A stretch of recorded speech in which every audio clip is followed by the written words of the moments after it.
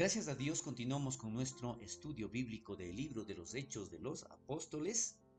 Hoy estaremos revisando en el capítulo 20 la séptima parte, referente al versículo 28, en donde declara animándolos a ver por sí mismos y por el pueblo de Dios. Esto es lo que Pablo estaba realizando en ese momento o dirigiéndose a los discípulos de Éfeso. Y una de las frases que utiliza, y está escrito en la palabra, dice: mirad por todo el rebaño. Entonces, ¿qué es lo que Pablo está mencionando aquí? Hace algo maravilloso en donde les pide que presten atención al pueblo de Dios. Porque es necesario que ellos lo que estaban haciendo tenían que hacerlo con amor. Declara aquí este enunciado: ámenlos, vean por ellos, cuídenlos. Entonces significaba que no se trataba solamente de enseñar, de predicar, de llevar la palabra de Dios, sino adicionalmente hacerlo con amor. Háganlo porque el Espíritu Santo os ha puesto por obispos. Entonces, ¿qué es lo que esto se menciona? Dice: para apacentar la iglesia del Señor, o como se lo hace referencia al rebaño, que él lleva la idea justamente de una oveja. Pero el apacentar a la iglesia del Señor también significa el cuidar, continuar con esa idea de no descuidar, de proteger, de ayudar. Él les está diciendo que tienen que entender que al ser pastores, para apacentar a la iglesia del Señor, esto significa que hay que tener el deseo de servir a la congregación, que en ese entonces se los llamaba también como casas iglesias, como fieles pastores a todo esto y a su enseñanza. Aquí vamos a realizar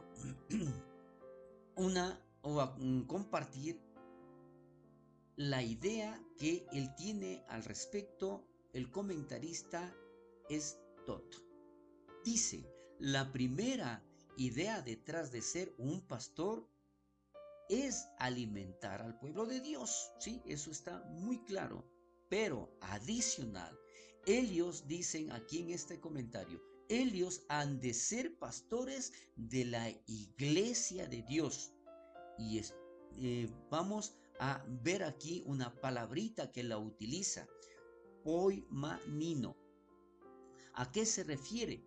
Esto se refiere exactamente a las funciones que un pastor debe tener, o qué significa lo que un pastor tiene que hacer. Se refiere en general a atender al rebaño y, en particular, a dirigir al rebaño a pastos y alimentarlos.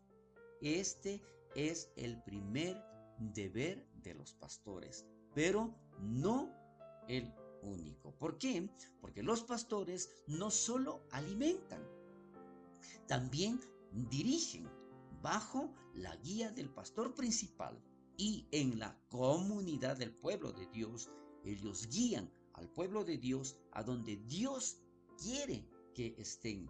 Entonces, no se trata únicamente, ¿no es cierto?, de hacer lo que yo quiero como líder espiritual, como pastor de la iglesia. No, aquí necesitamos primero ser guiados por Dios. ¿Para qué? Para que nosotros podamos entender en dónde quieren que ellos estén, a dónde quiere que sea dirigida la iglesia del Señor, este rebaño, como aquí se lo menciona, ¿no es cierto? Entonces, recordemos también que la iglesia le pertenece al Señor, nuestro Señor Jesucristo, porque Él lo compró. Y aquí en este enunciado vamos a ver donde dice que la cual Él ganó por su propia sangre. Esta es una razón muy importante por la cual ellos deben mirar por sí mismos y por el rebaño de Dios.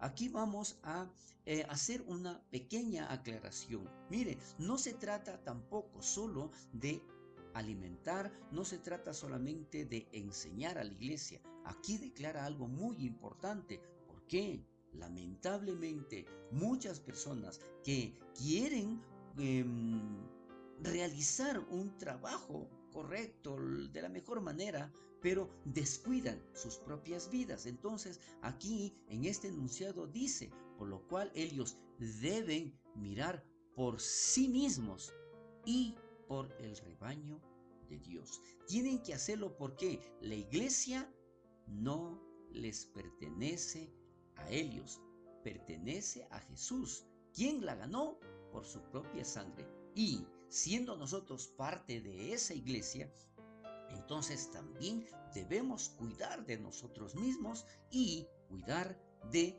el rebaño que Dios nos ha encargado para enseñar, para amar, para proteger, para cuidar a la iglesia del Señor. Entonces, cualquier persona responsable tendrá más cuidado con algo que pertenece a alguien más. Recordemos, aquí es muy importante también analizar exactamente estas dos ideas en donde al unirlas, ¿no es cierto?, provoca o debe provocar un equilibrio. Entonces, la primera frase dice, cualquier persona responsable tendrá más cuidado con algo que pertenece a alguien más. Recordemos, la iglesia no le pertenece a ningún hombre. La iglesia le pertenece a nuestro Señor Jesucristo. Y si Él nos encargó para enseñar, para guiar, entonces no podemos olvidar que si la iglesia le pertenece al Señor Jesucristo, nosotros lo único que tenemos que hacer es cuidar con toda nuestra responsabilidad. Los líderes, la segunda frase, los líderes necesitan recordar que la iglesia pertenece a Jesús. Entonces, como le decía, estas dos ideas unidas provocan ese equilibrio necesario para nosotros poder continuar guiando, ayudando y sobre todo amando a la iglesia del Señor. Aquí vamos a hacer un poquito de énfasis referente a estas dos ideas, en donde también menciona que las ovejas necesitan recordar, no solamente los líderes, sino también el pueblo de Dios, la iglesia del Señor. Declara aquí esta frase, las ovejas necesitan recordar que Dios ha designado pastores para alimentarlas. Sí, de una u otra manera, Dios pone a una persona, a un líder, para que nosotros podamos llevar este alimento espiritual.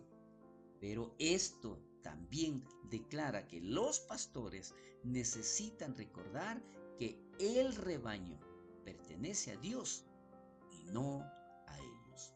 Lamentablemente, en la actualidad nosotros podemos ver, ¿no es cierto?, como muchas personas se apropian como que fueran las iglesias de ellos. Y no, recordemos, la iglesia no le pertenece a ningún ser humano. La iglesia es de Dios porque Jesús pagó un precio muy alto. Dice aquí, considerando la grandeza del precio, esto llama a los líderes entre el pueblo de Dios a ser, ¿qué?, dedicados y consagrados. Es una responsabilidad muy grande. ¿Por qué?